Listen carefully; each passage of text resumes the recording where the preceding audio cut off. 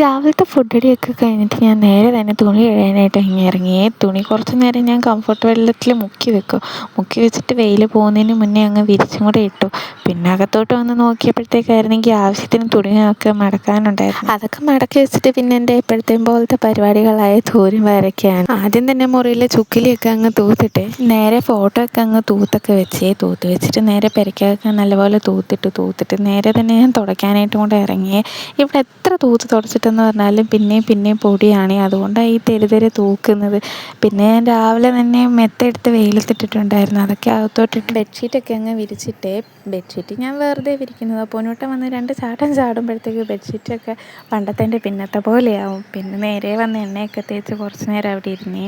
എന്നിട്ട് നേരെ പോയി അങ്ങ് കുളിച്ചിട്ട് വന്നപ്പോഴായിരുന്നെങ്കിൽ ചെടിക്കൊക്കെ വെള്ളം ഒഴിക്കാനായിട്ടുണ്ടായിരുന്നേ. ഞാൻ വെള്ളം ഒഴിക്കാനായിട്ട് ഇറങ്ങിയപ്പോൾ പൊന്നൂട്ടനും കൂടെ എൻ്റെ കൂട്ടത്തിൽ ചാടി ഇറങ്ങിയിട്ടുണ്ടായിരുന്നേ. ഈയിടെ കണ്ടിട്ടാണ് ഞാൻ ഈ ചെടികളൊക്കെ നടാൻ തുടങ്ങിയത്. ഇത് ആദ്യമായിട്ട് ഈ പ്രാവശ്യം പോയിട്ടതാണ്. ഈ 10 മണിയൊക്കെ ഞാൻ ഇവിടുന്നൊക്കെ കൊണ്ടുവന്ന് വെച്ചിരിക്കുന്നതാണ്. എനിക്ക് സൂര്യകാന്തി ചെടി അമ്മ കൊണ്ട് തന്നതാണ്.